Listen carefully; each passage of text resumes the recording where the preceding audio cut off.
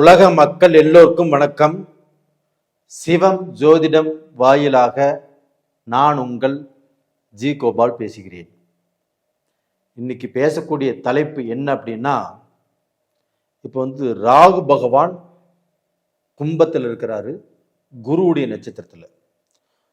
அவர் இப்போ அடுத்ததாக சதய நட்சத்திரத்துக்கு, அதாவது ராகுவின் சொந்த நட்சத்திரமான சதய நட்சத்திரத்துக்கு பெயர்ச்சி ஆகிறார்.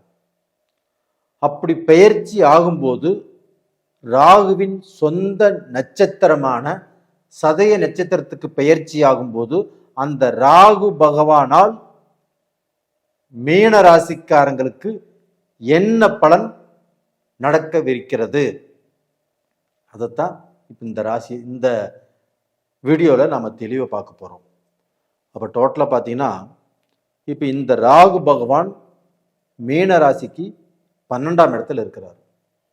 அப்போ அந்த 12ஆம் இடத்துல ராகு இருந்து யாருக்காவது தசை நடக்குதுன்னு வச்சுக்கோங்களேன், ராகு தசை மீனராசியாக இருந்து அந்த தசை நடக்குதுன்னு வச்சுக்கோங்களேன், அப்போ என்ன ஆகுனா கஷ்டம் வரலாம், கடன் வரலாம், குடும்பத்தில் பிரச்சனைகள் வரலாம், பிரிந்து வாழலாம், யாருமே ஒற்றுமையாக இருக்க முடியாது.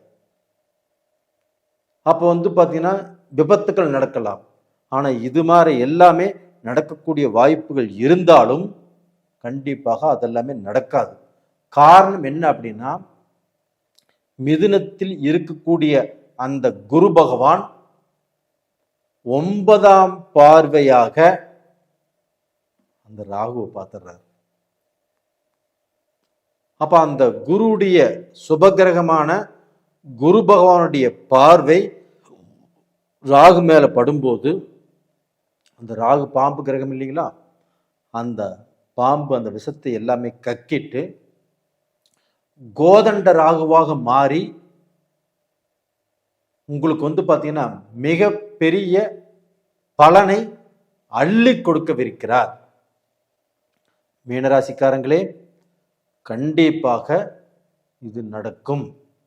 ஏன் சொல்ற அப்படின்னா, இது ஜனவரி மாதம் இந்த சதய நட்சத்திரத்துக்கு ராகு பகவான் ஆகஸ்ட் மாதம் வரைக்கும், அதாவது 243 நாட்கள் இந்த பலன் உங்களுக்கு கண்டிப்பாக கிடைக்கும். அப்ப அந்த மீன ராசிக்காரங்களுக்கு இப்ப சனி ஜென்மத்தில் இருந்தாலும், அந்த சனி ஜென்மத்தில் இருந்து தன்னுடைய புத்தியை குழப்பி விட்டு ஒரு நல்ல முடிவெடுக்க முடியாமல், ஒரு நல்லதே செஞ்சாலும் தனக்கு கெட்டது வரக்கூடிய அளவுக்கு நண்பர்களால் பிரச்சனை, சோதனை. அதே சமயத்தில் பார்த்தீங்கன்னா அவங்க ஒரு வேலையில் ஒரு நல்ல மைண்ட் ஃப்ரெஷ்ஷாக இல்லை, அப்போ வேலையும் தப்பாக செய்யக்கூடிய அளவுக்கு சூழ்நிலை. ஒரு இடத்துல வேலையில் இருந்தாலும் இந்த வேலையை விட்டு நம்ம வேற கம்பெனிக்கு போகலாம், வேற நாட்டுக்கு போகலாம் அப்படின்னு முடிவு பண்ணினாலும் முயற்சி பண்ணினாலும் முடியவில்லை. அப்போ அவங்களுக்கு வரக்கூடிய அந்த ப்ரமோஷன் கண்டிப்பாக அவங்களுக்கு வராது, தடுங்கலாகும். அப்போ இவங்களை விட மோசமாக வேலை செய்கிறவங்க இல்லை பார்த்தீங்கன்னா இப்போ வந்தவங்க, அவங்களுக்கெல்லாம் அந்த ப்ரமோஷன் கிடைக்குது, எனக்கு கிடைக்கலையே அப்படிங்கிற வேதனை இவங்களுக்கு இருக்கும். அதே சமயத்தில் பிஸ்னஸ் பண்ணுறவங்களுக்கு அதே மாதிரி தான். எத்தனை லட்சம் எத்தனை கோடி ஒரு பிஸ்னஸில் போட்டு பண்ணிட்டு இருந்தால் கூட அந்த பிஸ்னஸ் அப்படியே ஸ்ட்ரக்கை நிற்கும். ஒருத்தருடைய கையெழுத்து வேணும், இல்லை பார்த்தீங்கன்னா கவர்மெண்ட்டுடைய ஒரு ஆர்டர் வேணும், அதெல்லாமே லேட் ஆகும். அது போக பணம் பிரச்சனையாக இருக்கும், அந்த பணம் கிடைக்காம தனக்கு வர வேண்டியதே வராமல் நிற்கும். இல்லை தனக்கு இப்போ பார்ட்னர் சேர்ந்து பிஸ்னஸ் பண்ணியிருப்பாங்க, பார்ட்னருக்கு இவங்களுக்கும் ஒரு திருப்தி இல்லாமல் இருக்கும், அதனால் அதை அப்படியே மூடி வைக்கக்கூடிய அளவுக்கு வாய்ப்புகள் உருவாகும். அப்போ இவ்வளவு பிரச்சனைகள் இருந்தாலும் அந்த பிரச்சனைகளில் இருந்து இப்போ விடுபடக்கூடிய டைம் இப்போ மீனராசிக்காரங்களுக்கு வந்தாச்சு.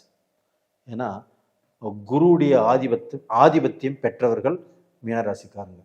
மீனராசியில் ஒருத்தர் பிறக்கிறாங்க அப்படின்னா அதுக்கு வரம் வாங்கணும். ஏன்னா மீனராசி அப்படிங்கிறது குருவுடைய ராசி. அவங்கள் மனதறிந்து யாருக்குமே துரோகம் பண்றதில்லை. யார் சொத்துக்கும் ஆசைப்படுறதில்லை, யாரையுமே கெடுத்து வாழவும் நினைக்கிறதில்லை. தான் கெட்டாலும் பரவாயில்ல, அவங்க நல்லா இருக்கட்டும் அப்படிங்கிற நினைக்கக்கூடிய எண்ணங்கள் தான். ஒரு ஈயெறும்பு கூட அவங்க துரோகம் நினைக்கிறதில்ல. அப்படிப்பட்டவர்களுக்கு இன்னைக்கு தாங்க முடியாத மனதளவில் பாதிச்சு நிறைய சோதனைகளை சந்திச்சு நாம் இருப்பதை விட இறப்பதே மேல் அப்படிங்கிற அளவுக்கு அவங்க மனசு கெட்டு போயிட்டு இருக்குன்னா அவங்க எவ்வளவு சோதனையை சந்திச்சிருப்பாங்க. அதுக்கெல்லாம் ஒரு விடிவு காலம் இல்லையா அப்படின்னு சாமியை கும்பிட்டு ஏங்கிட்டு இருக்கக்கூடிய உங்களுக்கு அதே தெய்வத்துடைய அனுகிரகம் தான் இப்போ உங்களுக்கு அந்த வழி காட்டிடுச்சு. இந்த நல்ல நேரம் உங்களுக்கு வந்தாச்சு. அப்ப இந்த நல்ல நேரத்தின் மூலியமாக நீங்கள் கண்டிப்பாக உயர்ந்து நிற்க போறீங்க. உங்களுடைய கஷ்டம் உங்களை விட்டு விலக போகுது. உங்களை பார்த்து அவன் நின்றா, அவன் முடிஞ்சு போயிட்டான், அவன் அவ்வளவுதான் அப்படின்னு நினைச்சவங்களுக்கு முன்னாண்ட உங்களுடைய பலம் என்ன, தைரியம் என்ன, உங்களுடைய படிப்பு என்ன, உங்களுடைய அறிவு என்ன அப்படின்னு எல்லா விஷயத்துக்கும் வாய்ப்பு கிடைச்சு நீங்க வளர போறீங்க. அதையும் உங்களுடைய எதிரிகளும் உங்களுடைய துரோகிகளும் உங்களை சுத்தி உள்ளவங்களும் உங்களை பார்த்து பொறாமப்பட போறாங்க. இது உறுதியா நடக்குங்க. மீனராசிக்காரர்களே, நீங்க ஒன்றும் பயந்துக்க வேண்டிய அவசியமே இல்லை. இதுல பாத்தீங்கன்னா மீனராசிக்காரங்க 70% பேர் பாதிச்சாலும் ஒரு 30% பேர் ஓரளவுக்கு நல்லா இருக்கிறாங்க.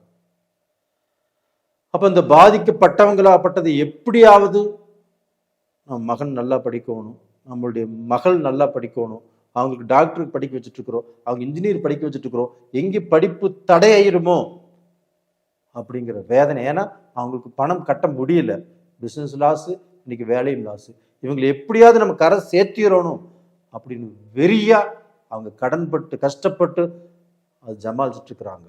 அது போக சுபகாரியங்கள் தடுங்கல் பட்டு அந்த சுபகாரியங்கள் நடக்க வேண்டிய நேரத்தில் பல பிரச்சனைகள் பல சோதனைகள் அந்த சுபகாரியமும் நின்று போய் கண் கலங்கி உட்காந்துட்டு இருக்கிறீங்க.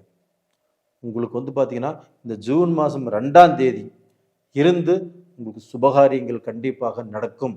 சுபகாரிய பேச்சுக்கள் உங்கள் வீட்டில் பேசலாம். நீங்கள் பார்த்தீங்கன்னா உங்கள் குடும்பத்தில் அந்த சுபகாரியங்கள் தடை இல்லாமல் ஆணாக இருக்கட்டும் பெண்ணாக இருக்கட்டும் இந்த பீரியட்ல கண்டிப்பாக நடக்கும். குழந்தை பாக்கியம் இல்லாதவர்களுக்கும் அந்த குழந்தை பாக்கியமும் கிடைக்கும். ஏன்னா அந்த ஜூன் 2ஆம் தேதி குரு பெயர்ச்சி ஆகிறார். அந்த குரு பெயர்ச்சியாகி உங்களுடைய ராசிக்கு 5ஆம் இடத்தில் கடகத்துல போய் உச்ச குருவா உட்கார்றாரு. அந்த உச்ச குருவாக உட்கார்ந்து 9ஆம் பார்வையாக உங்க ராசியவே பார்க்கிறார். இது எவ்வளவு பெரிய யோகம் தெரியுங்களா? இந்த மாதிரியான அதிர்ஷ்டம் யாருக்குமே வராது. உங்களுக்கு 12 வருடத்துக்கு ஒரு முறை இந்த மாதிரி பாக்கியம் கிடைக்கும். அந்த பாக்கியத்தை நீங்க அனுபவிச்சுக்கோங்க. உங்களுடைய கிரகங்கள் உங்களுக்கு எல்லாமே சாதகமாக இருக்கிறது. நீங்க சனியை பற்றி பயப்படவே வேண்டாம். இந்த பீரியட்ல பார்த்தீங்கன்னா நீங்கள் வணங்க வேண்டிய தெய்வம் எதுனா அந்த சனி பகவானையே கும்பிட்டுவாங்க. எனக்கு எவ்வளவோ சோதனை பண்ணிட்டேன், இதற்கு மேலேயாவது எங்களுக்கு கட்டி வழிவிடு அப்படின்னு சனி பகவானையே சனிக்கிழமை நாளில் கும்பிட்டுவாங்க. ஆஞ்சநேயரை கும்பிட்டுவாங்க. கண்டிப்பாக உங்களுடைய கஷ்டம் தீரும். நம்ம இத்தனை நாள் கும்பிட்டோம், எங்கேயா நமக்கு தீர்ந்துச்சு, எங்கேயே அந்த சாமி நமக்கு வழிவிட்டுச்சு அப்படின்னு நினைக்க வேண்டாம். மறுபடியும் மனம் தளராமல் நீங்க வணங்கி வாங்க, உங்களுடைய கஷ்டம் பரிகாரமாகும். நேயர்களே, இந்த பதிவு பிடிச்சிருக்குன்னு நினைக்கிறேன். லைக் பண்ணுங்க, சப்ஸ்கிரைப் பண்ணுங்க. நிறைய பேர் எங்கிட்ட ஜாதகம் அனுப்பிச்சு கேட்டுட்டு இருக்கிறீங்க.